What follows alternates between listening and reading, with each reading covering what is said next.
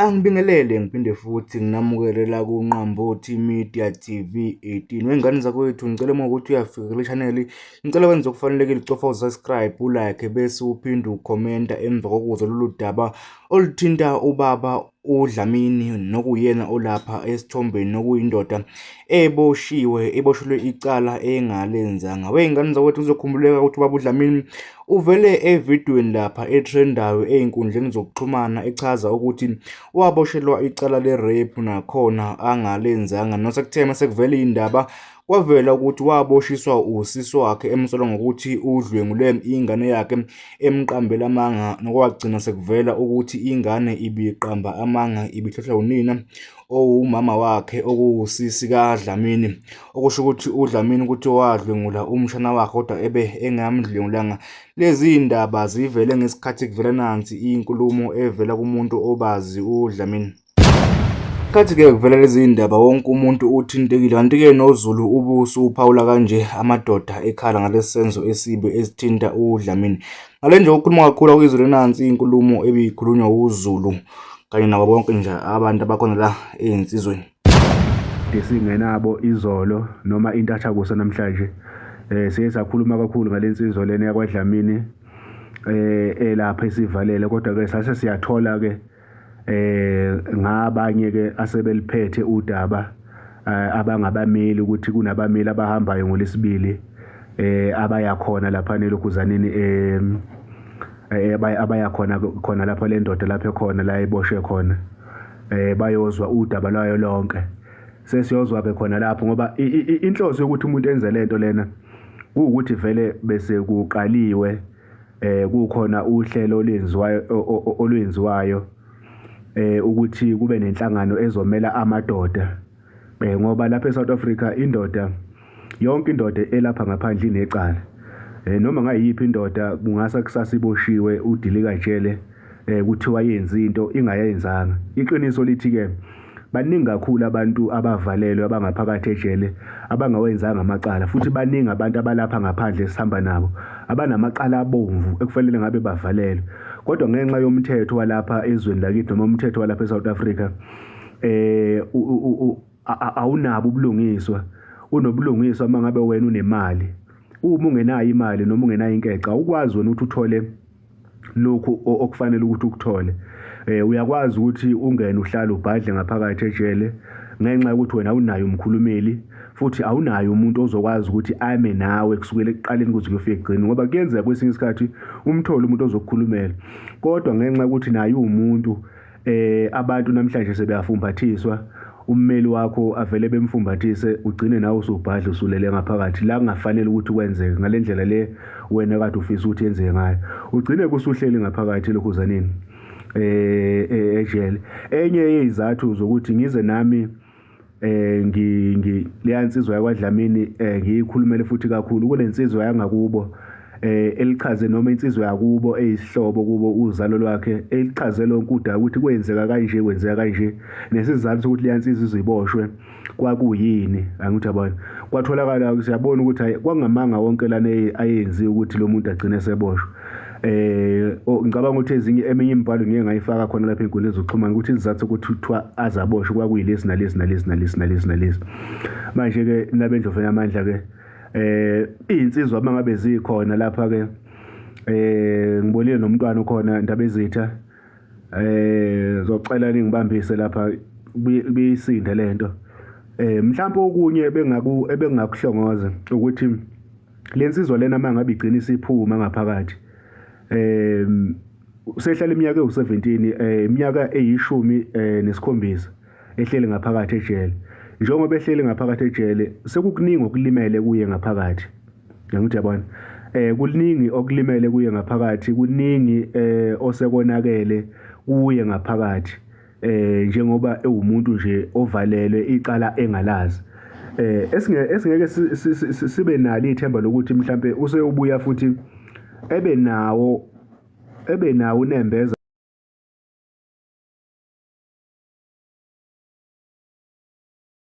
ebe nakho ukuthi usengakwazi ukuxolela noma axole ngalesi senze senzeka. Yisi isiqiniseko esingenaso leso, kodwa iqiniso sithi engifisa ukusho ukuthi okuningi ufile kuye ngaphakathi, usefe ephila lo muntu,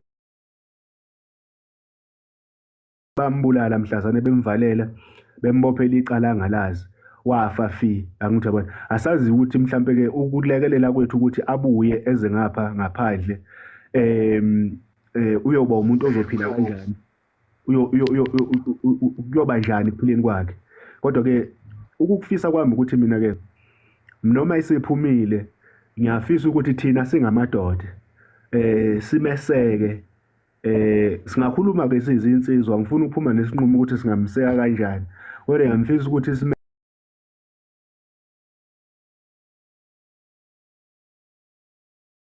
simeseke ngoba iqiniso lithi baningi kakhulu abangaphakathi abangalenzanga leli cala. Njengoba sengibalena le nsizwa kaGumede, nayo lokho engikhuluma nayo iyangithinta nje ilapha ngaphakathi, ithi ihlangane nami khona lapha ey'nkundleni zokuxhumana, iyangithinta-ke nayo, iboshe udili kajele, nayo ifuna lolu sizo, idinga usizo ukuthi ngifuna ukubuyela ekhaya. Ugogo ngashiya ugogo oka-1931 washiya nomfowabo omncane, ukuthi uyena kuphela obesebenza lapha emayini elokhozaneni eMtuba permanent, kuyena ofakisa-ke ekhaya. Ugogo omdala ugogo lapha ko-94, 95, futhi kwesinye isikhathi uma ekhuluma naye uwumuntu obuyakhohle futhi. Manje-ke into ey'fana nalezo uyabona ukuthi kwathatha umuntu oyinsika yekhaya nozobuyisa ithemba ekhaya nozokwakha ekhaya, obeselande futhi umalokazane ethi uyalobola njengoba sekuvela leli cala ukuthi yena wabulala abantu. Kodwa abaningazi becala bayashuda, lo muntu akenzanga lutho, akabathintanga laba bantu. Kodwa ngenxa-ke yomthetho, umthetho-ke uyamcindezela umuntu ongenayo imkhulumeli nongenayo futhi imali. Ndabezitha, ngiyakhuleka mntwana. Wena kaMama uSuthu, umama ungabulali uyasizila qothi kodwa nesisekelo ufana nentombi emnyama esondini. Ngiyakhuleka wena kaMgengi iphisa izitha usehlobo utshani bude buza kusigubezela.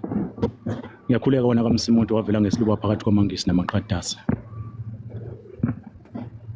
Ngiyabingelela lapha ezasi kumakomele ngokwezigaba zenu nangokwezikhundla nangemsebenzi eniyenzayo eniyenzela isizwe.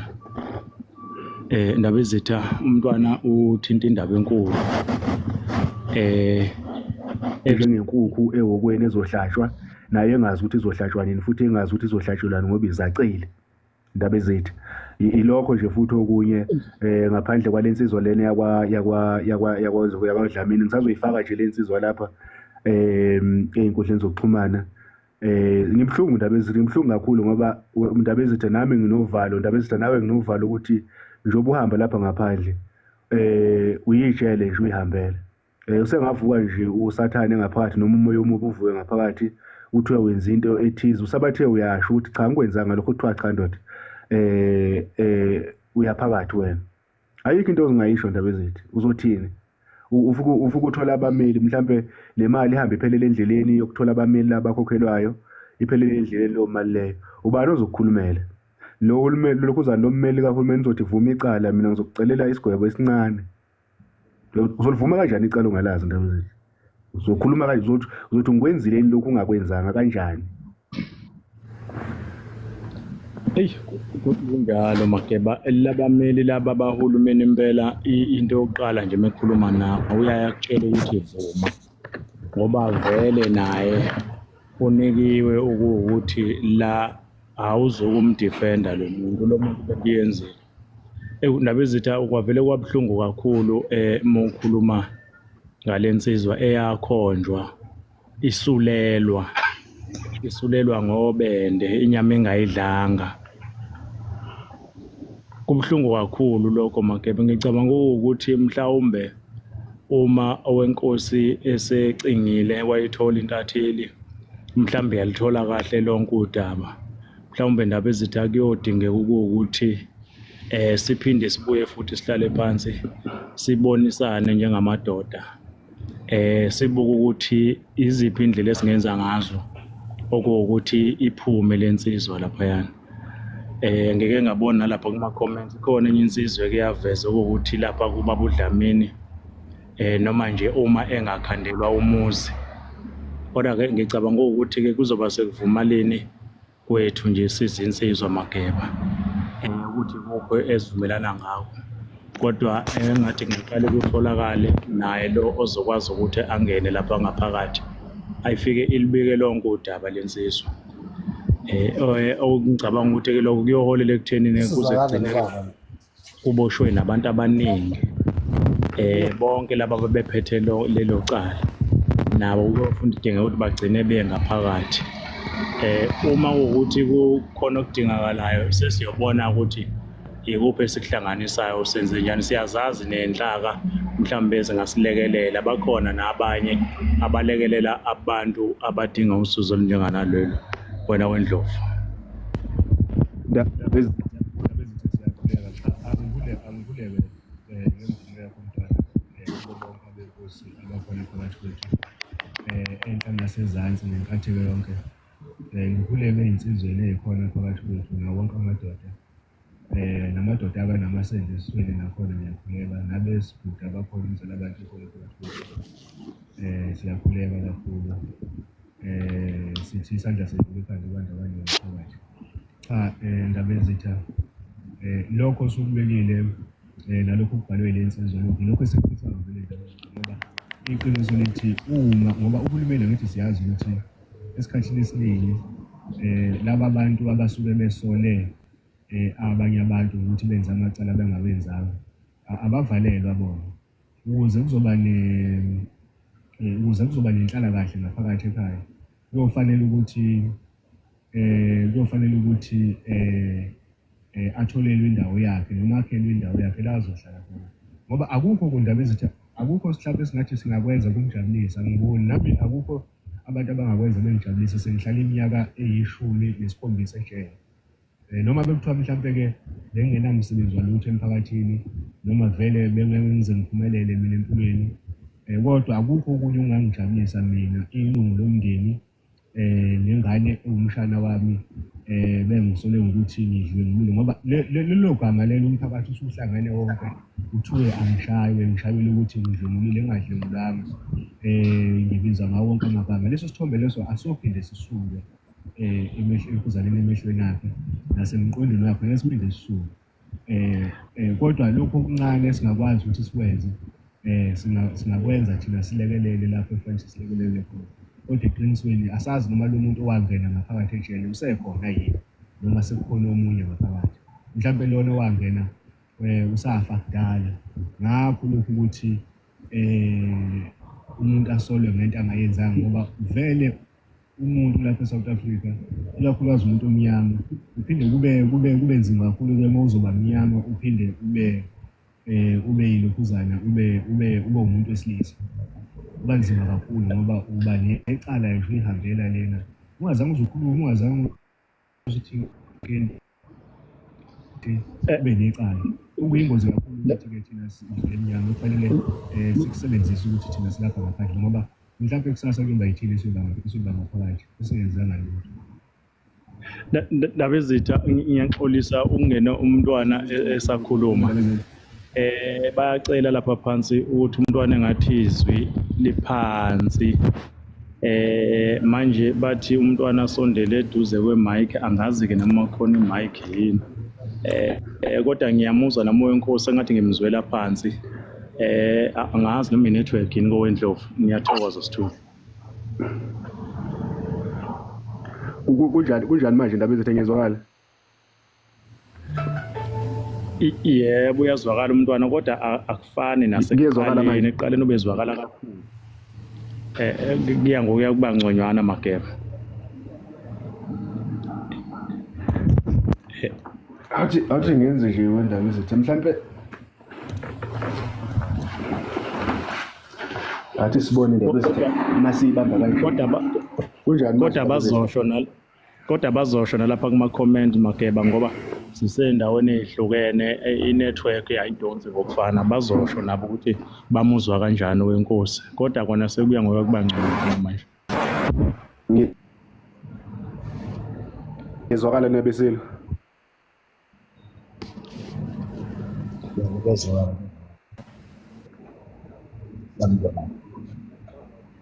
Hayi, ndaba ezitha, ngicabanga ukuthi-ke sizoqhubekela phambili nabo kuyezwakala. Bayasho futhi bathi kungconywana.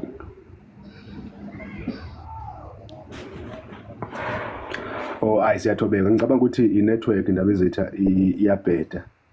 Mhlambe lapha engikhona akukho kusikho endaweni kahle, kodwa ngicabanga ukuthi manje uma bethi sekuyezwakala hayi sengizohlala khona-ke la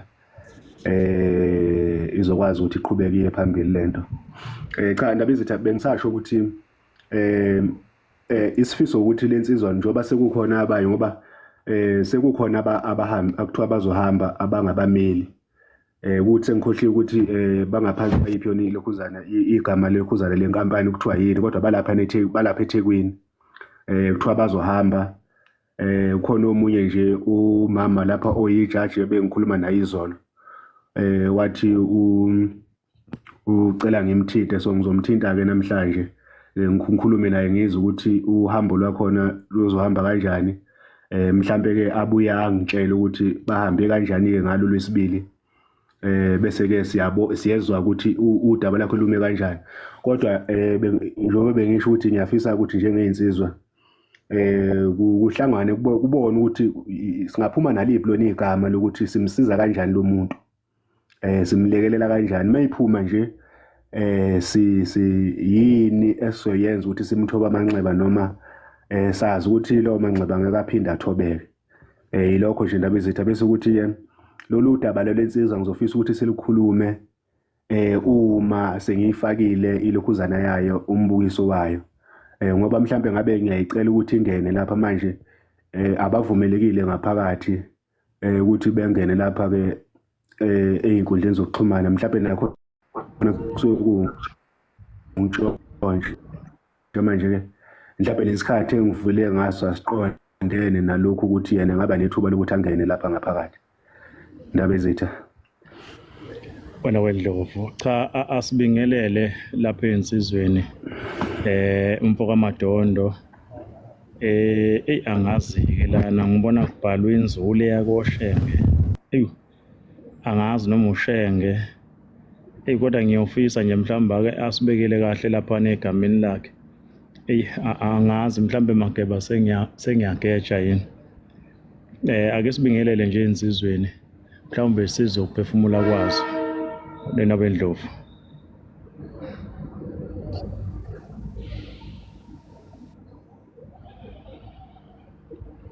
Sanibona Madondo lo.